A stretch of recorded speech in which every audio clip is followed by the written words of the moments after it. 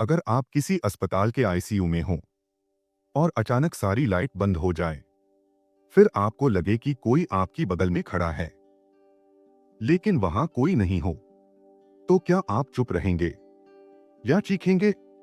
यह कहानी सिर्फ एक ब्लैकआउट की नहीं है।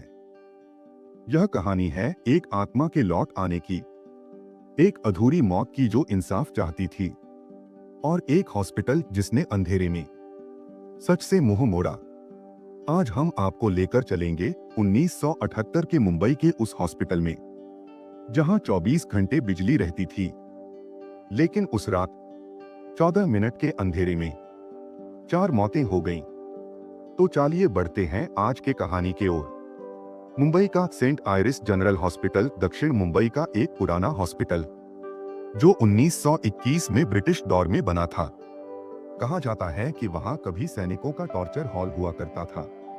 1970 के दशक तक वह शहर का सबसे मशहूर अस्पताल था, लेकिन लोगों को हमेशा एक बात अजीब लगती थी। उसका वार्ड नंबर 13 हमेशा खाली रहता था। एक डॉक्टर आदित्य कपूर, न्यूरोलॉजिस्ट, ईमानदार लेकिन अकेला। 2 नर्स शेफाली, 23 साल की, जिसने सबसे पहले अजीब घटनाएं नोट की। 3 रवि चौधरी, एक 18 साल का मरीज जिसे खोपड़ी में चोट आई थी। 4 एसीपी यशवंत राठौड़, बाद में जांच में शामिल हुए। 5 मिसेस डिसूजा, हॉस्पिटल की पुरानी सफाई कर्मी, जो कहती थी ये जगह कभी सिर्फ बीमार नहीं, मृत आत्माओं के लिए बनी थी। घटना शुरू होती है 17 अगस्त 1978 रात के 2:17। रात का समय था। पूरा हॉस्पिटल शांत था।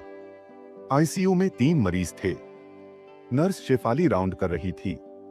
तभी अचानक पूरी लाइट चली जाती है।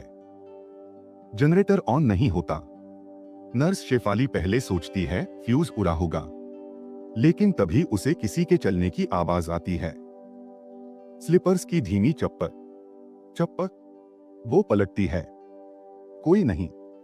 लेकिन आईसीयू के मॉनिटर पर अचानक ग्राफ ऊपर नीचे होने लगता है। एक मरीज रवि, जिसका बीपी स्थिर था, अचानक उसकी सांसें बंद हो जाती हैं। उसकी आंखें खुली थीं, लेकिन आंखों की पुतलियां ऊपर थीं, जैसे उसने कुछ देखा हो। कुछ मिनट बाद डॉक्टर कपूर आते हैं। उन्हें अजीब लगता है कि हॉस्पिटल की बैकअप लाइन भी फेल हो गई। तभी उन्हें वार्ड नंबर 13 की लाइट जलती दिखती है। ये कैसे हो सकता है? पूरी बिल्डिंग में अंधेरा है, सिर्फ वही रोशनी। वो वार्ड 13 की तरफ बढ़ते हैं और दरवाजा खोलते हैं, लेकिन अंदर कोई नहीं। लेकिन एक ठंडी हवा उन्हें छूती है। ठंडी अगस्त के महीने में। अगली सुबह एसीपी यशवंत को बुलाया जाता है। पोस्टमार्टम में आता है, रवि की मौत हार्ट फेलियर से नहीं हुई, बल्कि डर से हुई। उसके दिल की धड़कन बंद नहीं हुई। वो दिल के दौरे से नहीं मरा, उसने खुद सांस लेना बंद कर दिया था। एसीपी पूछते हैं, क्या ऐसा मुमकिन है कि कोई इंसान डर से खुद मर जाए? वार्ड नंबर 13 की फाइलें खुलती हैं। डॉक्टर कपूर को एक पुराना लॉकर मिलता है, जिसमें 1962 की फाइलें हैं। एक मरीज था, नील माधव घोष, जिसे 13 नंबर वार्ड में रखा गया था। उसने दावा किया था कि कोई उसे मारना चाहता है, और उसने आत्महत्या कर ली थी, लेकिन बिना जहर या चोट के। मौत का कारण लिखा था, अननोन साइकोलॉजिकल अरेस्ट। रात के 2:45 बजे दूसरी मौत। दूसरी रात फिर से उसी समय लाइट चली जाती है। इस बार आईसीयू का एक और मरीज, राघव जी, की हालत बिगड़ती है, लेकिन मॉनिटर कुछ और बताता है। उसका दिल धड़कता रहा, लेकिन दिमाग बंद हो गया। डॉक्टर हैरान हैं। ब्रेन डेथ विदाउट इंजरी, बिना किसी न्यूरोलॉजिकल कारण के। नर्स शेफाली कहती है, डॉक्टर, मैंने देखा था, किसी की परछाई उसके सिर पर थी, लेकिन कोई शरीर नहीं। सीसीटीवी फुटेज का पहला झटका। अगली सुबह हॉस्पिटल का सीसीटीवी फुटेज देखा जाता है। फुटेज में रात के 2:17 पर लाइट जाती है, लेकिन जनरेटर ऑन नहीं होता। तभी एक क्लिप में दिखता है एक औरत सफेद साड़ी में वार्ड 13 के पास खड़ी है। चेहरा साफ नहीं। एसीपी पूछते हैं, इस वक्त हॉस्पिटल में महिला स्टाफ कौन थी? सब जवाब देते हैं, कोई नहीं। मिसेस डिसूजा सफाई कर्मी को बुलाया जाता है। वो कहती हैं, उस रात कुछ नहीं हुआ। वो आत्मा हर 10 साल में लौटती है।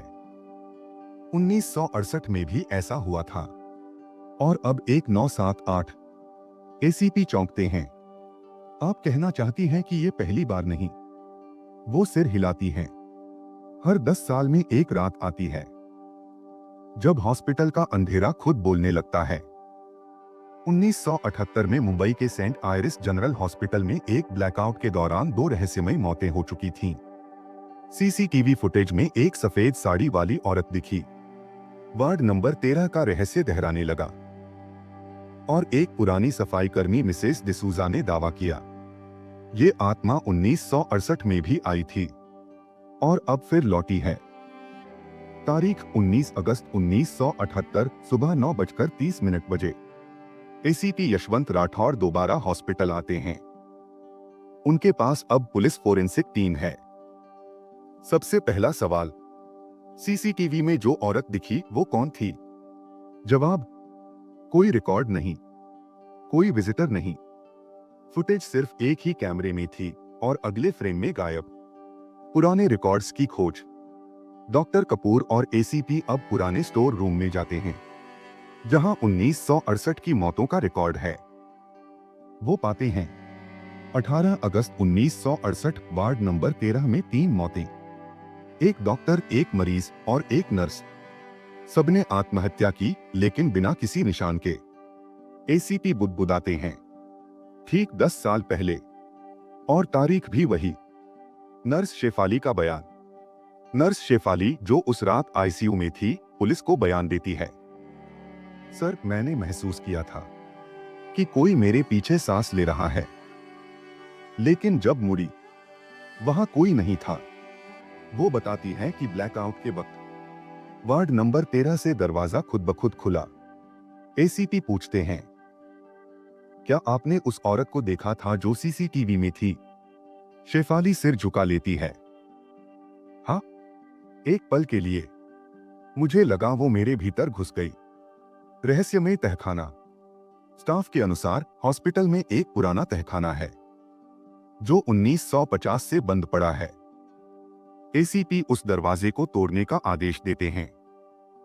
दरवाजा खुलता है और एक गंध बाहर आती है, जैसे किसी ने वहां बरसों से चीखें दफन कर रखी हों। फ्लैशलाइट की रोशनी में एक लकड़ी का स्ट्रेचर दिखता है जिसके बगल में एक कागज लिपटा हुआ है। मुझे मत जलाना, मैं हर 10 साल में लौटूंगी। पुलिस फोरेंसिक टीम दूसरे दिन की क्लिप चेक करती है। रात के 2:17 पर जनरेटर ऑन होने की आवाज आती है, लेकिन जनरेटर की स्क्रीन पर एक्सेस डिनाइड लिखा आता है, जैसे किसी ने उसे हैक किया हो। फिर एक 3 सेकंड की क्लिप। आईसीयू में एक औरत स्टेथोस्कोप लेकर मरीज के पास जाती है। मरीज डर से कांप रहा होता है और उसकी सांसें बंद हो जाती हैं। लेकिन वो औरत किसी भी एंगल से इंसान नहीं लगती। एसीपी कहते हैं, ये कोई जीवित इंसान नहीं, ये कोई एंटिटी है, एक छाया। लेकिन इसका मकसद क्या है? डॉक्टर कपूर की थ्योरी। डॉक्टर कपूर एक दिलचस्प बात बताते हैं, इन मरीजों की मौत हार्ट से नहीं, ब्रेनवेव डिसरप्शन से हुई है। जैसे कोई उनकी सोच को पकड़कर उन्हें मौत की छाया में धकेल रहा हो। एसीपी, यानी वो मरते नहीं, मरने को महसूस करते हैं। तीसरी रात 20 अगस्त 1978। सब सतर्क हैं। एसीपी और पुलिस टीम छुपकर कैमरे से निगरानी कर रही है। रात के 2:17 पर एक नर्स चीखती है, आईसीयू के शीशे पर कोई बाहर से खड़ा है। सब दौड़ते हैं। वहां कोई नहीं, लेकिन आईसीयू के अंदर लगे कांच पर एक वाक्य लिखा होता है, खून से। इस बार मैं सिर्फ देखने नहीं आई, लेने आई हूं। Missing report. एसीपी को एक रिपोर्ट मिलती है। 1968 में जो नर्स मरी थी उसका नाम था पद्मिनी वर्मा, लेकिन उसकी लाश कभी नहीं मिली थी। उसके भाई ने रिपोर्ट की थी, मेरी बहन को हॉस्पिटल ने गायब कर दिया है। वो जिंदा है या उसकी आत्मा अब भटक रही है? सीनियर डॉक्टर से पूछताछ। एसीपी अब डॉक्टर मानिक शाह से मिलते हैं, जो 1968 में सीनियर डॉक्टर थे। उन्हें सवाल किया जाता है, क्या नर्स पद्मिनी के साथ कुछ गलत हुआ था? डॉ शाह कांपते हुए कहते हैं, हम सबने मिलकर उसकी मौत को छुपाया था। वो प्रेग्नेंट थी, लेकिन किससे कोई नहीं जानता था। एक दिन उसने कहा, मैं अपने बच्चे के साथ इस दुनिया से जा रही हूं, और फिर वो गायब हो गई। एसीपी और डॉक्टर कपूर वार्ड 13 के पीछे की दीवार खटखटाते हैं। एक जगह खाली लगती है। वो दीवार तोड़ी जाती है और उसके पीछे एक छोटी सी कोठरी होती है, जहां एक झूला, एक पुराने खिलौने और एक डायरी मिलती है। डायरी पर लिखा है, अगर मेरा बच्चा इस दुनिया में नहीं रह पाया तो कोई और भी चैन से नहीं रह पाएगा। पद्मिनी वर्मा। अब हॉस्पिटल के हर कोने में डर नहीं बल्कि बदला घूम रहा है। अब वो सिर्फ दिखती नहीं, छूती भी है। तारीख 21 अगस्त 1978, रात के 12:01। एसीपी यशवंत रात को हॉस्पिटल के गेस्ट रूम में ही रुकते हैं। हाथ में पद्मिनी की डायरी है। वो एक एक पन्ना पढ़ रहे हैं। तभी दरवाजे पर 3 धीमी खटखटाहट होती है। टपक टपक टपक। एसीपी दरवाजा खोलते हैं। कोई नहीं, लेकिन सामने की दीवार पर खून से लिखा होता है, अब तू आएगा वहां जहां मैंने अंतिम सांस ली थी। एसीपी को कॉल पर आवाज इंसानी नहीं थी। फोन बजता है। दूसरी तरफ आवाज आती है, मुझे जिंदा जलाया गया, मेरे बच्चे के साथ। अब तुम सबको वो गर्मी महसूस होगी। एसीपी चीखते हैं, तुम कौन हो? लेकिन आवाज टूट जाती है। एसीपी और डॉक्टर कपूर सीधा वार्ड नंबर 13 में जाते हैं। इस बार वो दिन में ही उस वार्ड को खोलते हैं। कमरे में गंध और घना सन्नाटा। एक कोना है जहां सफेद कपड़े में कुछ लिपटा है। जब खोला जाता है, वहां एक जला हुआ नवजात बच्चा, सिर्फ राख जैसा अवशेष। एसीपी का गला सूखता है। डॉक्टर कपूर कहते हैं, यही तो उसकी आखिरी निशानी थी। यही वजह है उसके लौटने की। हॉस्पिटल स्टाफ की जांच। स्टाफ में 3 लोग ऐसे मिलते हैं जो 1968 में भी हॉस्पिटल में थे, लेकिन तीनों ने अपने परिवारों को कभी नहीं बताया कि वो उस रात ड्यूटी पर थे। एक नर्स रोती है, हमें कहा गया था कि सब कुछ भूल जाओ। पद्मिनी को जलाया गया था जिंदा, अस्पताल की इज्जत बचाने के लिए। सीसीटीवी में दिख रही आत्मा की ऊंचाई, बालों की लंबाई और चाल पद्मिनी वर्मा से मैच करती है फाइल फोटो के अनुसार, लेकिन हॉस्पिटल रिकॉर्ड्स में उसकी मौत कभी दर्ज नहीं हुई। एसीपी चौंकते हैं, यानी कानूनी तौर पर पद्मिनी कभी मरी ही नहीं। रात के 2:17। एसीपी की आंखें खुद ब खुद खुलती हैं। वो अपने कमरे में अकेले हैं, लेकिन शीशे में खुद को देखते हैं।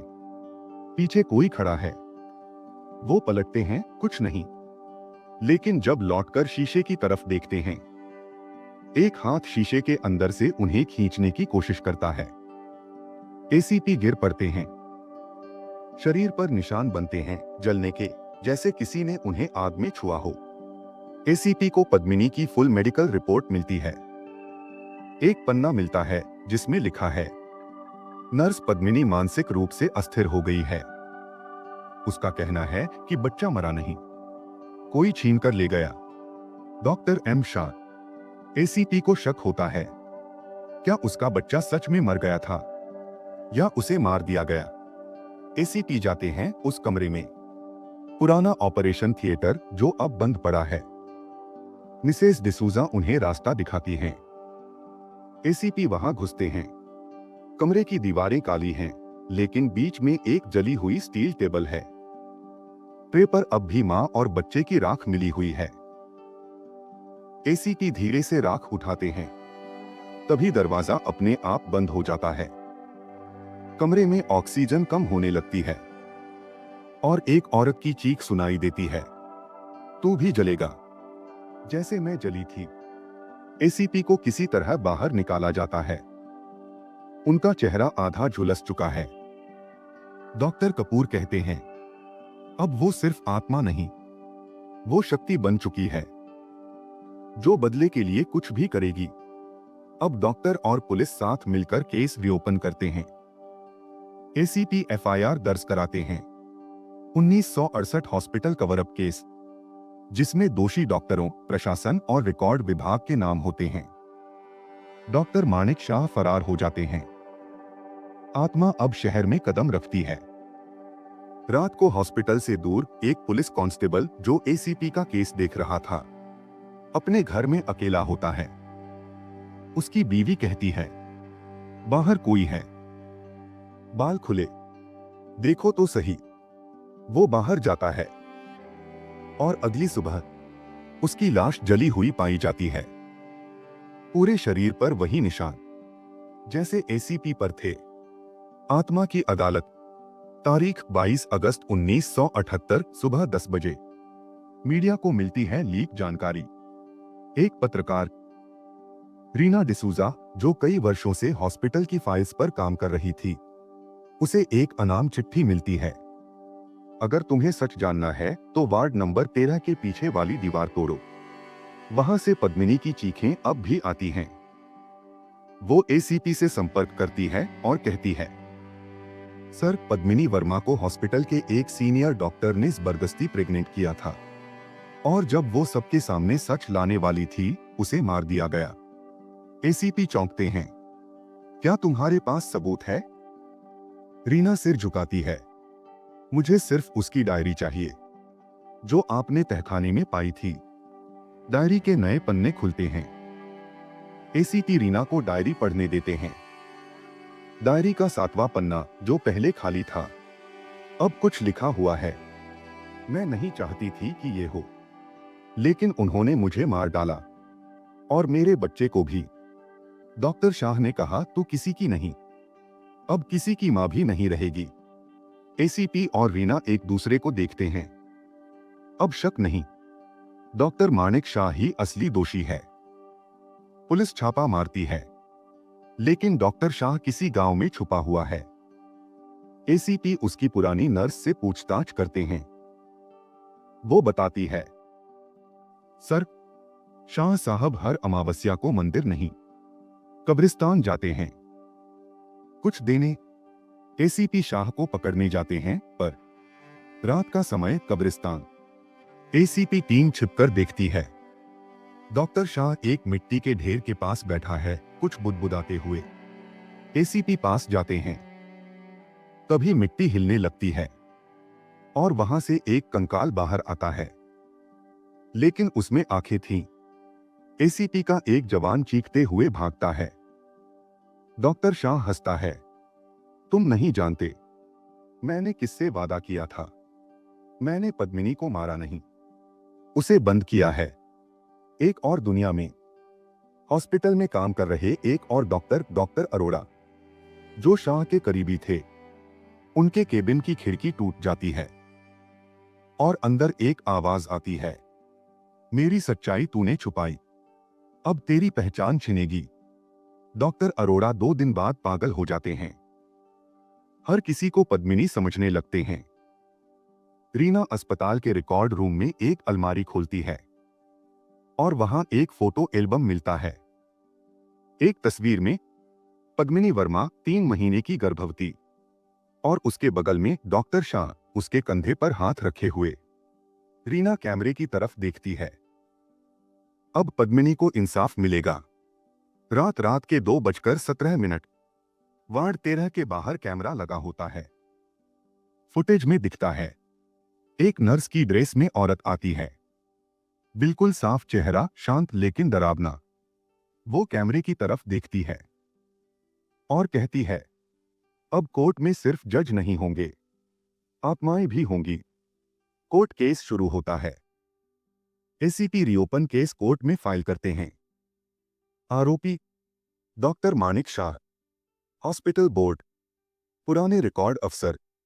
सबसे बड़ा सबूत पद्मिनी की डायरी प्लस रीना के रिपोर्ट्स। लेकिन कोर्ट में कुछ अजीब होता है। पहली सुनवाई के दिन जज को हार्ट अटैक आ जाता है। दूसरा जज कहता है, मैं ये केस नहीं लूंगा, मेरे सपनों में कोई मुझे जला रहा है। एसीपी को समझ आता है, पद्मिनी अब न्याय नहीं, बदला चाहती है। रीना को एक अनाथालय की रिकॉर्ड लिस्ट में एक नाम मिलता है, आदित्य वर्मा पाया गया, अगस्त 1968। डीएनए टेस्ट कराया जाता है। रिपोर्ट कहती है, हाँ, वह पद्मिनी का बेटा है। एसीपी और रीना उसे ढूंढने निकलते हैं। वो अब मुंबई का एक सरकारी टीचर है। जब उसे बताया जाता है, वो चौंकता है। मैं हमेशा सपने में किसी को जलते देखता हूं। और एक औरत कहती है, मैं तुझे नहीं जाने दूंगी। पद्मिनी का फैसला। रात के 2:17। आत्मा हॉस्पिटल में फिर आती है। इस बार एसीपी रीना और आदित्य, उसका बेटा, वहां खड़े हैं। वो कहती है, अब मुझे कोई जरूरत नहीं, मेरा बच्चा जिंदा है। लेकिन जिसने मुझे जलाया, वो अब भी सांस ले रहा है। एसीपी कहते हैं, अगर तुम सच में मां हो तो बदला नहीं, इंसाफ चाहो। कमरा कांपता है और आत्मा शांत हो जाती है। जब आत्मा अदालत में गवाह बनती है। तारीख 24 अगस्त 1978, स्थान मुंबई सेशन कोर्ट। अदालत में भीड़ है। एसीपी रीना, आदित्य मौजूद हैं। पद्मिनी के केस की पहली सार्वजनिक सुनवाई। जज कहते हैं, यह शायद देश का पहला मामला होगा जिसमें एक मृत व्यक्ति को न्याय दिलाने की मांग हो रही है। अदालत में पेश होता है पद्मिनी की डायरी का अंतिम पन्ना। एसीपी फाइल देते हैं और पढ़ा जाता है, अगर मेरा शरीर राख बन गया तो क्या मेरी आवाज भी जल जाएगी? नहीं, मैं बोलूंगी तब तक जब तक मेरे बच्चे को उसका नाम नहीं मिलेगा। जज चौंकते हैं। इसका अर्थ है कि पद्मिनी का बच्चा अब भी जिंदा है। एसीपी जी आदित्य वर्मा। डीएनए रिपोर्ट और जन्म रजिस्टर अदालत को सौंपे जा चुके हैं। डॉक्टर शाह और पद्मिनी की तस्वीरें। हॉस्पिटल फाइल जिसमें पद्मिनी को मेंटली अनस्टेबल घोषित किया गया था। सीसीटीवी फुटेज का प्रिंट जिसमें आत्मा का प्रतिबिंब आता है। और एक अनाथ बच्चे का फॉर्म जिस पर लिखा था, मां का नाम अनुपलब्ध। फिर कोर्ट में बंद होता है लाइट। दोपहर के 2:17। बिजली अचानक चली जाती है। अदालत का जनरेटर चालू नहीं होता। सब लोग घबरा जाते हैं। तभी जज की मेज के पीछे एक औरत की परछाई दिखती है। उसकी आवाज गूंजती है, मुझे अब कोई नहीं रोक सकता, आज मैं खुद बोलूंगी। अदालत में जज कहते हैं, अगर आत्मा इंसाफ मांग रही है तो अदालत उसकी सुनवाई करेगी। एक नया मोड़ आता है। कोर्ट आत्मा की गवाही को सार्वजनिक भावनात्मक तथ्य के रूप में दर्ज करता है। डॉक्टर मानिक शाह पेश होते हैं, चेहरे पर कोई पछतावा नहीं। शाह बोलता है, हाँ, मैंने पद्मिनी को दबाया था हॉस्पिटल की इज्जत बचाने के लिए, लेकिन उसे मारा नहीं, उसे बस चुप कराना चाहता था। तभी पंखा अपने आप तेजी से घूमता है और कोर्ट में रखा एक दीपक गिर जाता है। शाह की शर्ट में धुएं का एक निशान बन जाता है, बिल्कुल उसी जगह जहां पद्मिनी को जलाया गया था। आदित्य वर्मा बोलते हैं, मैं पद्मिनी वर्मा का बेटा हूं, मुझे मेरी मां का नाम लौटा दो और उन्हें न्याय, ताकि उनकी आत्मा मुक्त हो सके। अदालत का अंतिम फैसला। डॉक्टर मानिक शाह को उम्र कैद की सजा, हॉस्पिटल बोर्ड को दोषी करार, वार्ड नंबर 13 को स्थायी रूप से बंद करने का आदेश, और आदित्य वर्मा को उसकी मां पद्मिनी वर्मा की पहचान दी जाती है। अंतिम दृश्य, आत्मा की विदाई। रात के 2:17 हॉस्पिटल के गार्डन में एसीपी रीना और आदित्य खड़े हैं। हल्की हवा चल रही है। तभी पेड़ों के बीच से एक सफेद छाया निकलती है। वो पद्मिनी है, शांत मुस्कुराती हुई। वो पास आती है, आदित्य को देखती है और कहती है, अब मुझे कोई दर्द नहीं। मेरा बेटा अब मेरा नाम जानता है। आत्मा हवा में घुल जाती है और एक सफेद रोशनी आसमान की ओर जाती है। यह कहानी सिर्फ एक आत्मा की नहीं थी। यह कहानी थी एक मां की, जिसने मरने के बाद भी अपने बच्चे के लिए न्याय मांगा, और जब मिला तब ही उसने चैन की सांस ली। पद्मिनी को न्याय मिला। अगर आप भी मानते हैं कि सच कितना भी देर से आए, वो आता जरूर है। और चैनल को सब्सक्राइब करें, क्योंकि अगली सच्ची घटना जल्द आ रही है, जो आपके रूह तक को हिला देगी। 1978 का ब्लैकआउट कोई तकनीकी गलती नहीं था। वो एक मां की पुकार थी, जो बिजली से नहीं, अपने दिल की आग से आई थी।